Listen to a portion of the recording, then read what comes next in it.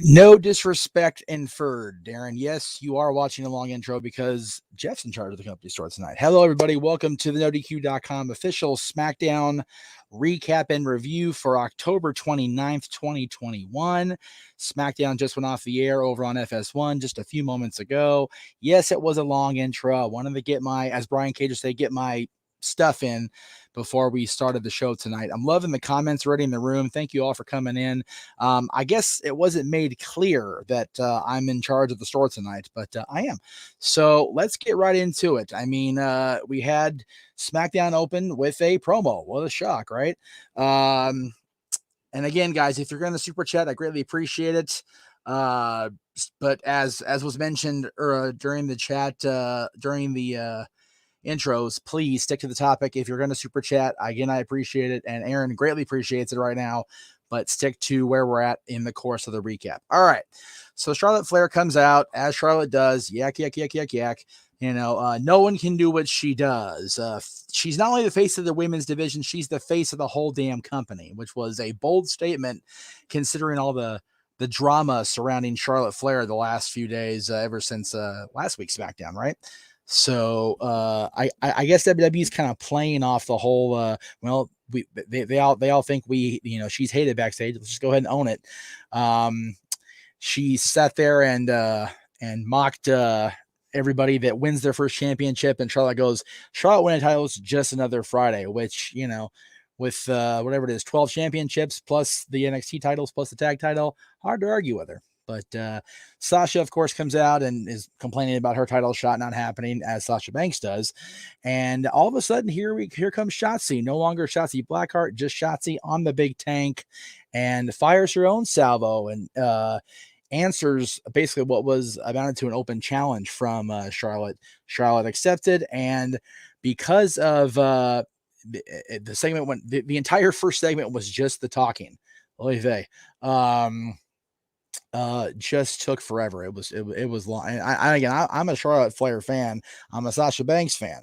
I'm definitely a Shotzi fan, but man, that segment just dragged and dragged and dragged, just as they do, right? So it was bonkers. But that led to the first commercial. When we came back from commercial, we had one of these championship contenders matches where if you beat the champion, you get a title shot. It just seems to be the thing now in WWE. You have to not have a normal contenders match. You have to actually beat the champion to get a title shot, which I find confusing. I think you want to keep your opponents apart for a program, but I'm old school. What do I know?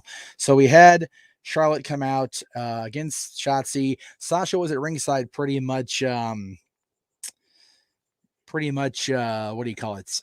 Cheering on Shotzi at ringside. But of course, as happens with the baby faces, Sasha ended up on the ring apron, accidentally distracted Shotzi. Natural selection. Boom.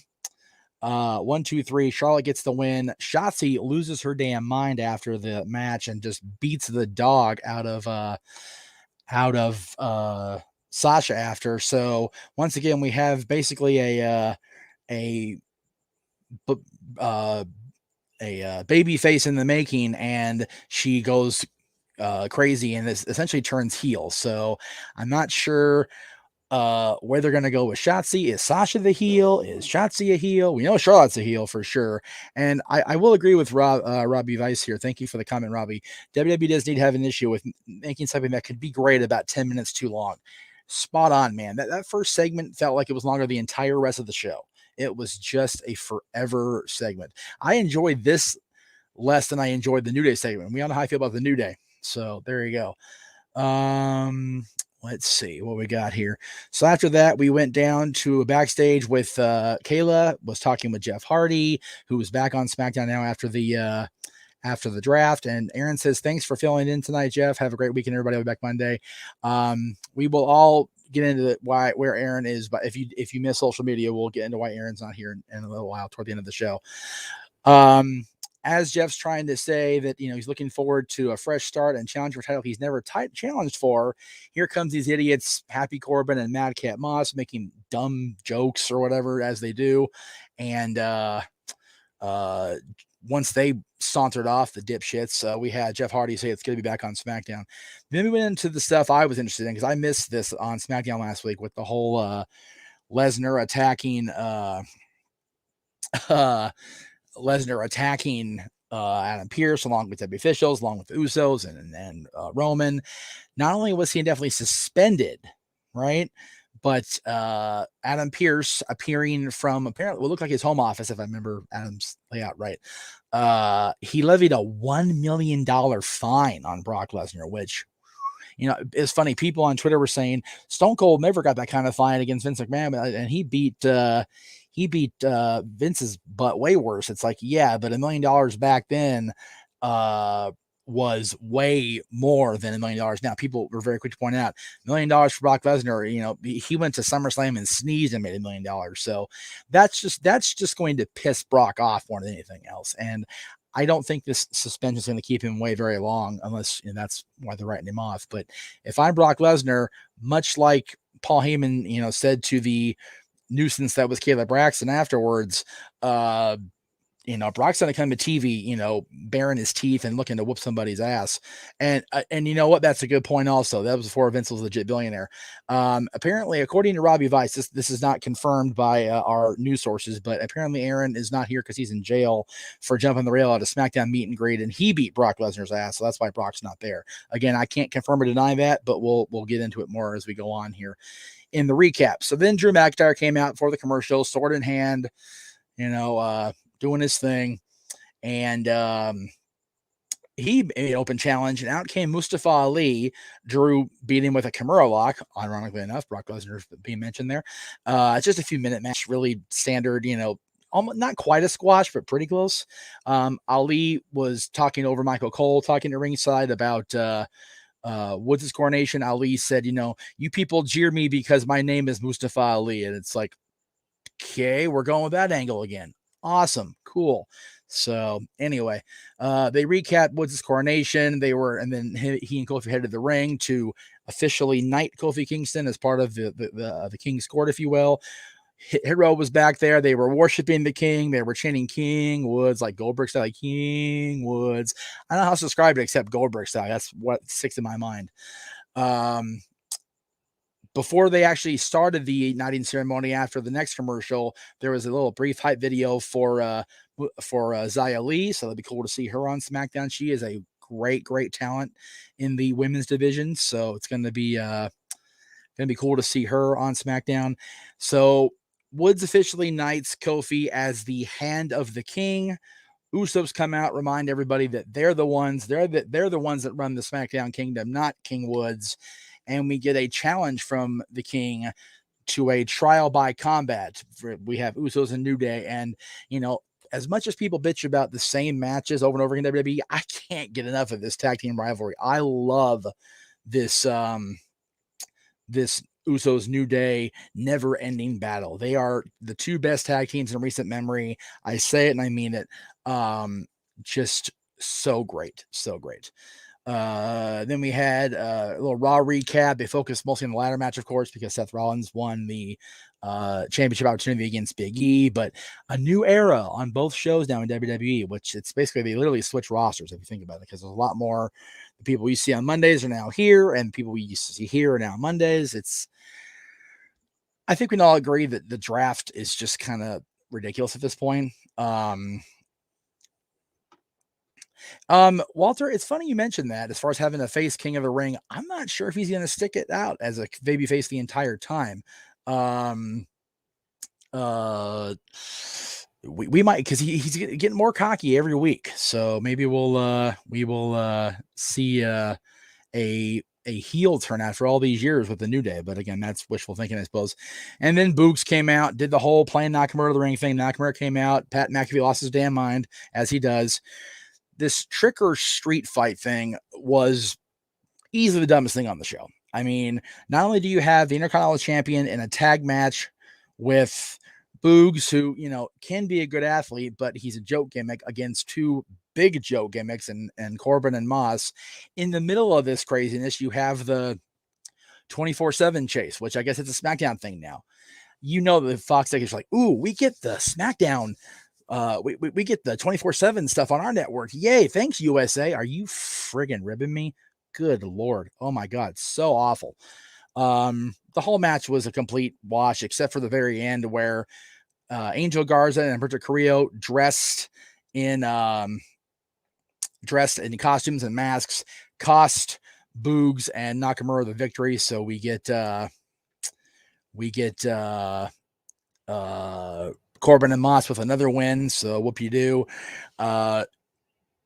What's her name? Sonya Deville's backstage being interviewed, and they're trying to ask her about her bias toward Naomi. As she's answering, Sami Zayn comes in and kind of scolds her for not including him on the show. And as he's talking, they cut him off mid-sentence and bring Naomi to the ring for her match against Shayna Baszler.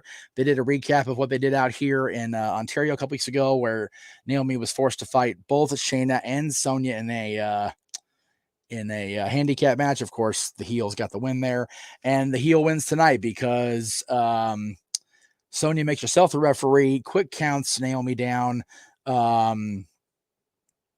And again, Shayna gets the Kiramura clutch on Naomi post match.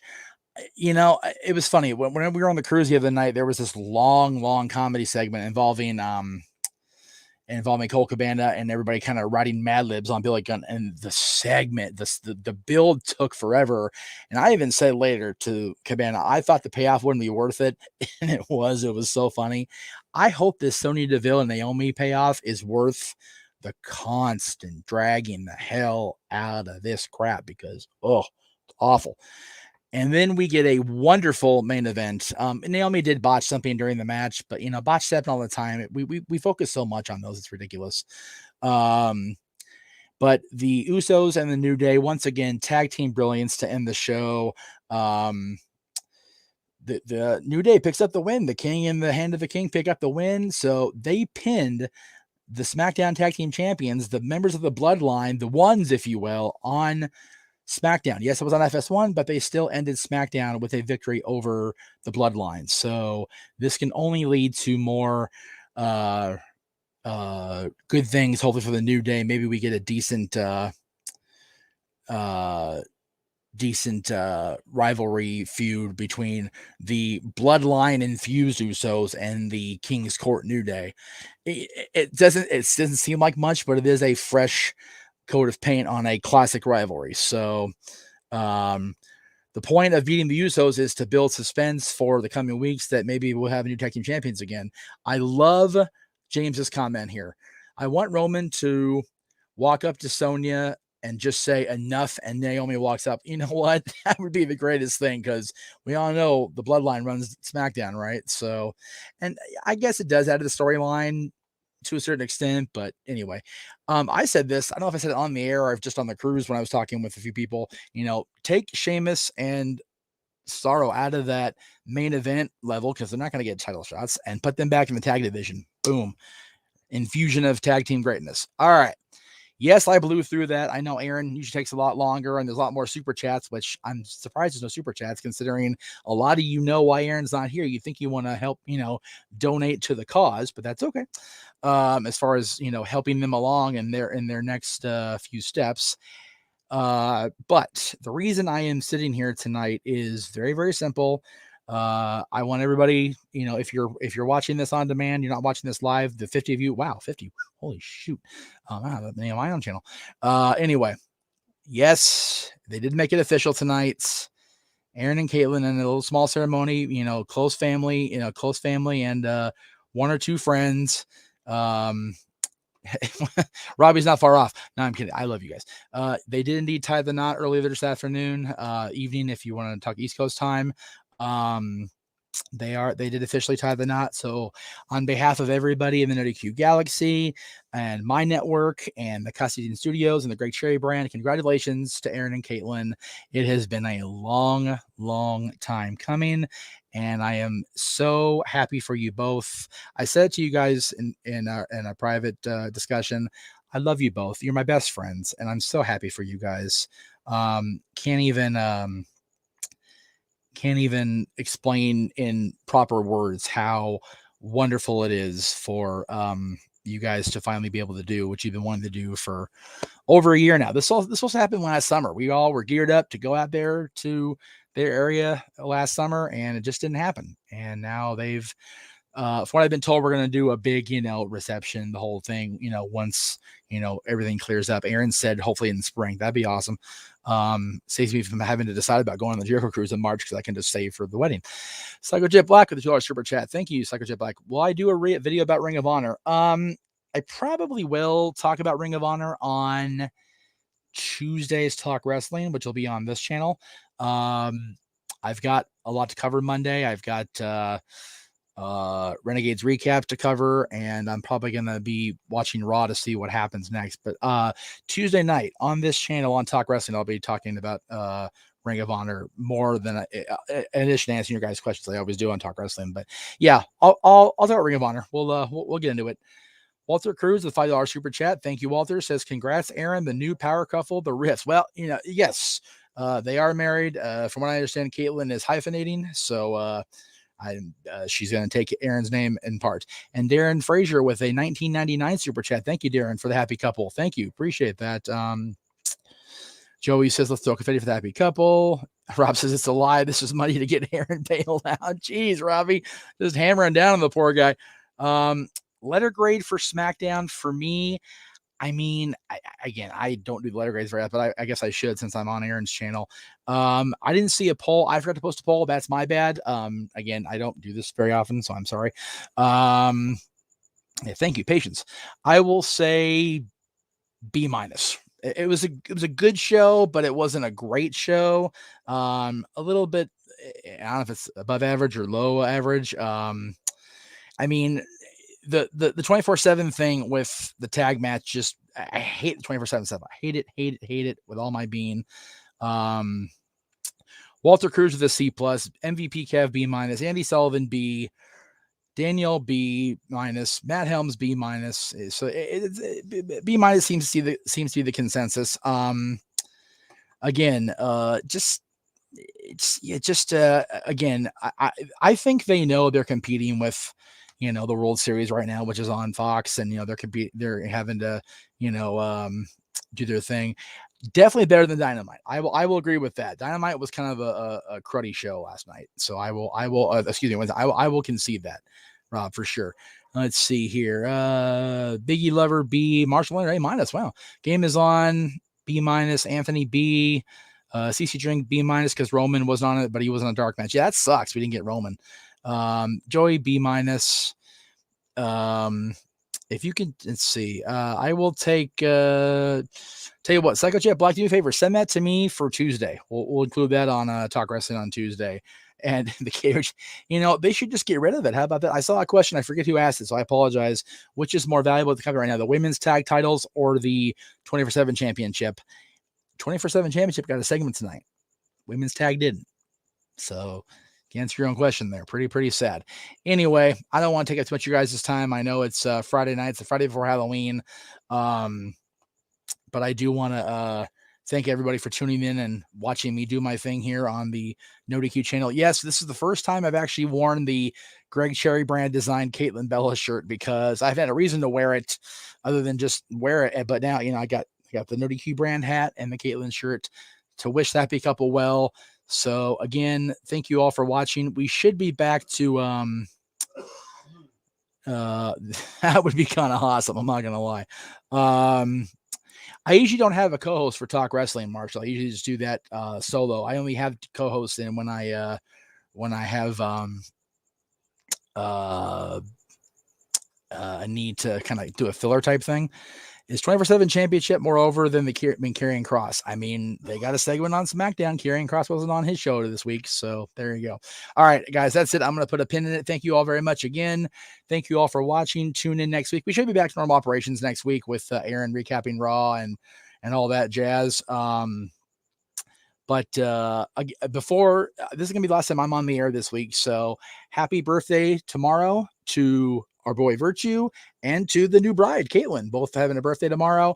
Happy Halloween, everybody. I know everybody's going to be out doing their thing Halloween night. I'll be here watching Halloween movies because that's what I do on Halloween.